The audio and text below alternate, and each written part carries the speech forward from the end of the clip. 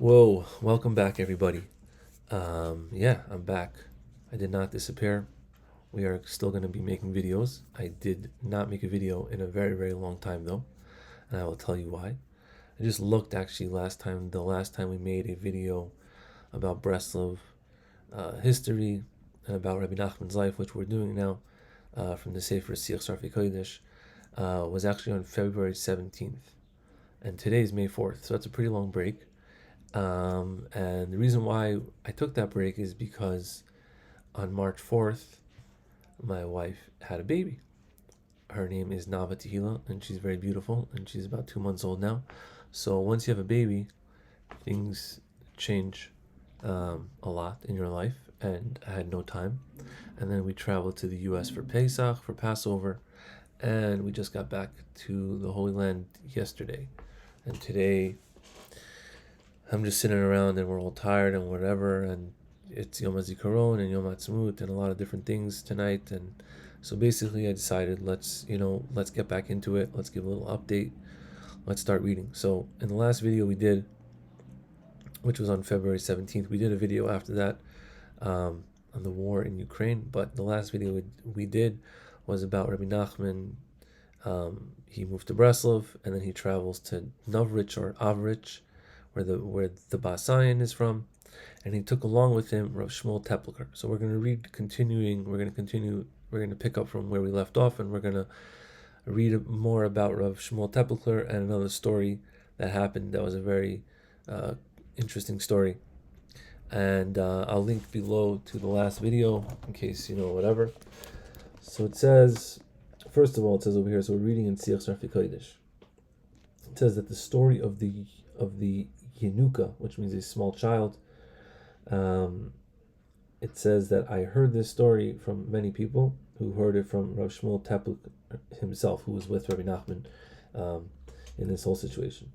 And it continues on, and it says that the story of the spider and the fly, which is the fifth story, if I'm correct, in the Sipurei Maisis and Rebbe Nachman stories, Rebbe Nachman also told this story when he came back from this journey of Navr. So we're just learning all these little interesting information about Rebbe Nachman's journey. And it goes more over here. In the last video, we spoke about the guy he took with him, who was Rav Shmuel of Tepliker.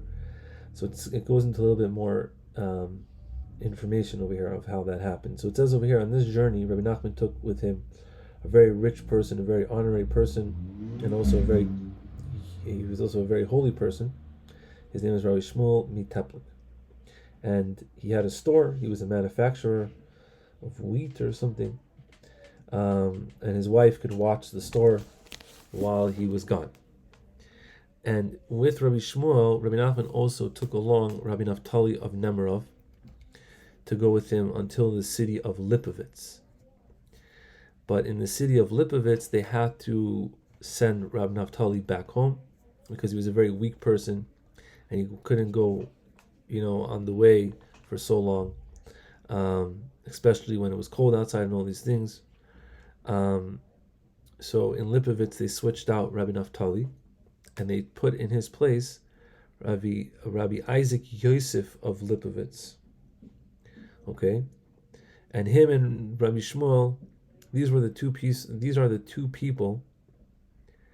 The two people.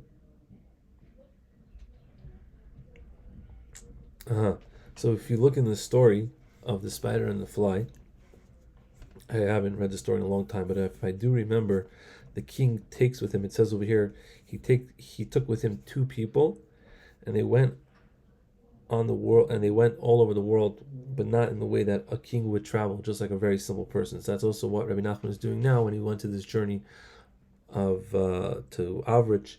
He took with him two people. So these two people, Rabbi Shmuel and Rabbi Isaac Yosef of Lipovitz, are the two people that are hinted to in this story. Okay.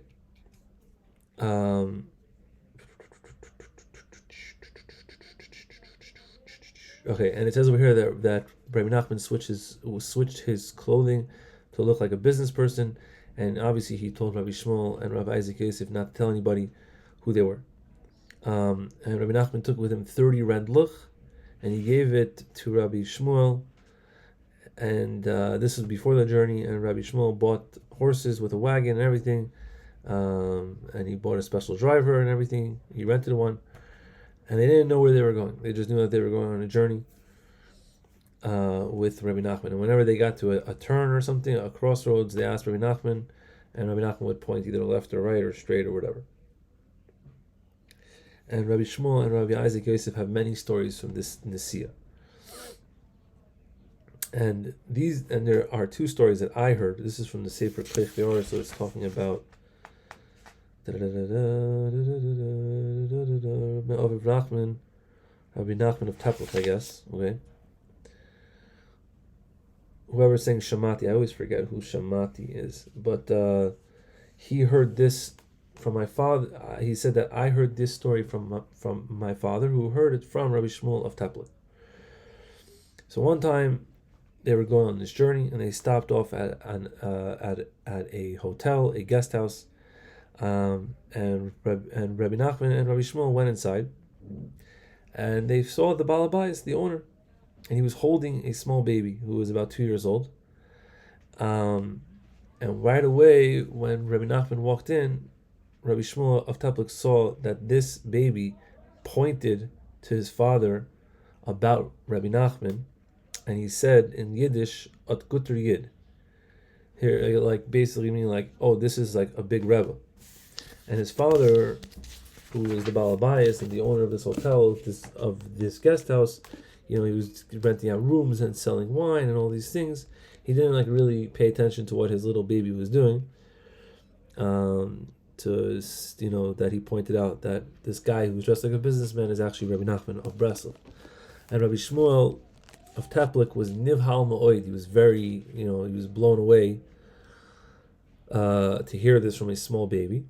Ki b'chol ha'alafim anoshim, of all the thousands of people that they met on the way, there wasn't anybody who recognized Rebbe Nachman,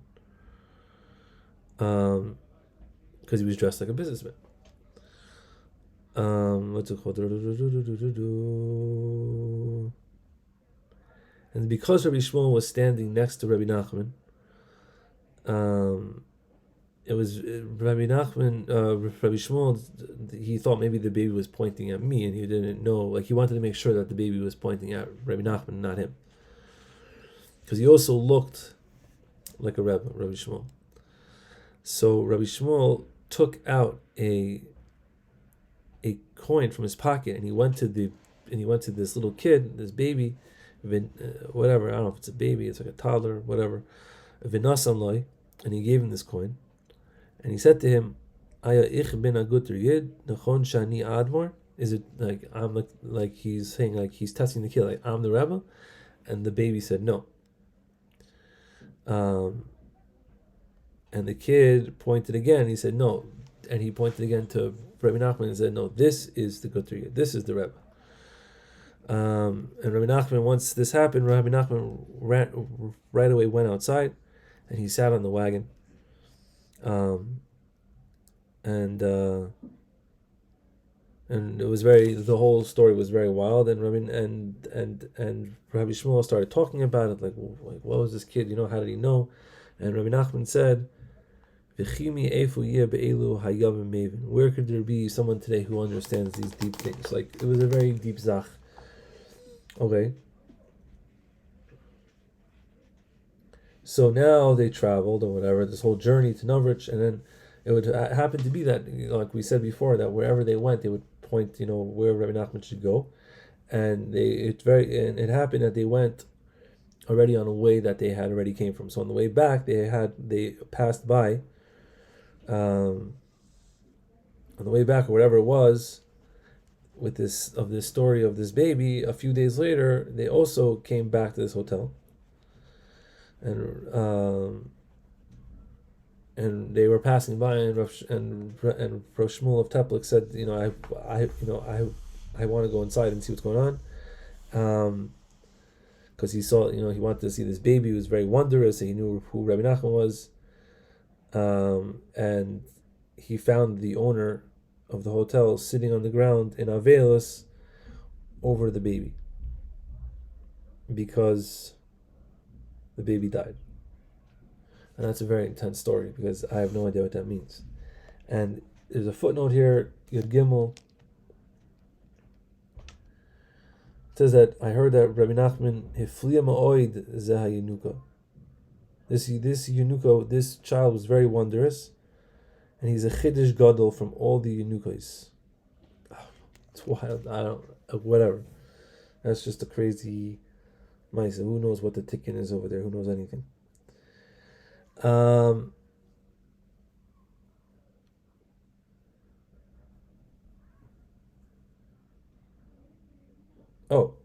hold on. See, I should have read further. And okay, now it makes it a little clear what's going on over here. So it says that this is a hoisafa to the story. Basically, the same thing that on the way back or on a different day they were passing by the same hotel, and Rabbi Shmuel wanted to go inside and see the baby, and they went inside, and they found the Baal Bayis sitting in. He was very sad, obviously, that his baby died, and he was in Avelus. And Rabbi Shmuel told this to Rebbe Nachman, and Rebbe Nachman says, "Hayaze Yenuka." This was the Yenuka, like he was a very holy. Like there's like a special child also, like in the Zohar. Like this is one of them. He says, "Yesh keilu neshama shel Yenuka asher shemegala soides mucher chule stalk me ha'olam." And he said that there are certain types of neshamas of Yenuka, like a holy child, that when they reveal secrets, they have to leave this world. And I don't know what secrets they did, but obviously all this is very deep and this is very intense. And Rabbi Levi Yitzchak, it says over here in parentheses that Rabbi Levi Yitzchak heard from Rav Nosson Spielband, who heard from his father Rabbi Nachman Sheshama Me'avi Rav Shmuel Tepelker. So he heard this all mipi from people's mouths on, and it was very good. So that is a wild part of Rabbi Nachman's journey. The second story, we'll try to do it a little faster over here. One time they were sleeping in a hotel. There was a lot of guests that all knew each other there. And they were all sitting around talking, and their whole journey was in the Medinas of Palisa. This is Polisia. Polisia is in the southwestern area of the country of Belarus. Okay, that's what it says in the footnote. And they dealt with a lot of wood and wheels and axles and beams and oils and all these things. They were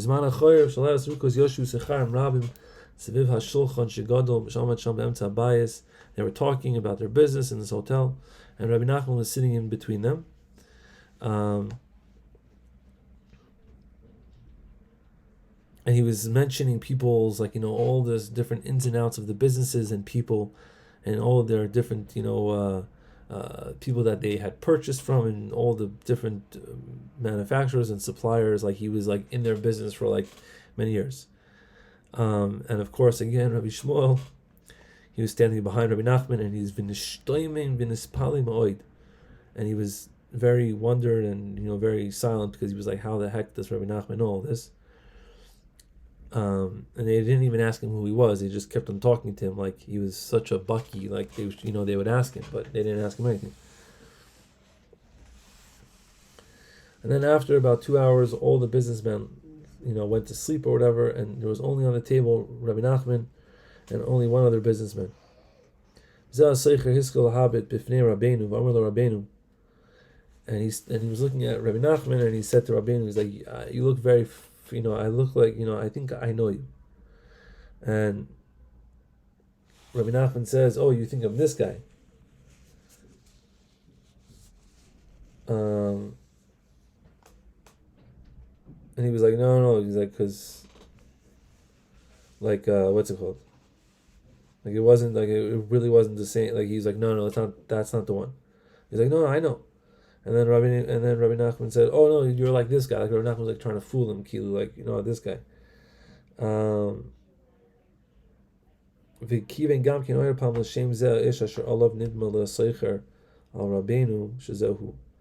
He kept on saying the guy. I don't know.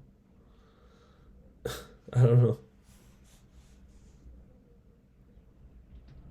I don't know. I don't really understand that part, but it was a little wild. And it says, it continues on, and it says, "Ubetoichach," the businessman left, and it was very interesting that he didn't like to wonder more about who this guy is. That he knew people that he knew and all these things.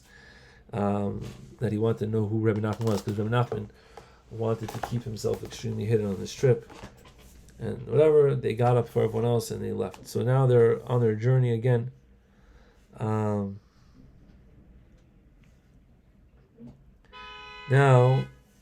this is one little nice here, and then we'll stop. Oh, because then it switches on to Rebbe Nachman's journey to Zaslov. This is obviously there's more going on, but we're gonna read through this whole sefer one day. We're just gonna keep going because it's such amazing information. Thank you, Hashem. It says, I heard from Rabbi Shmuel, who slept with Rebbe Nachman in the same room. Rebbe Nachman one time asked him in the morning, he said, did you hear anything during the night? And Rabbi Shmuel says, no, I didn't hear anything. The whole entire night, I couldn't sleep though. And Rebbe Nachman said that even though you didn't see your mazel sees, that's a teaching in the Gemara. And so we can understand from this story that Rebbe Nachman saw many great holy things that night. Hold on one second. And he wasn't able to. And Rabbi Nachman was able to see it. Rabbi Shmuel didn't see it, but his mazel saw it. That's why he wasn't able to sleep. So these are all just interesting pieces of information. That's good to know. And that's where we're at right now, holding in Rebbe Nachman's journey to Novrich and all these things. Then we'll read more next week, hopefully.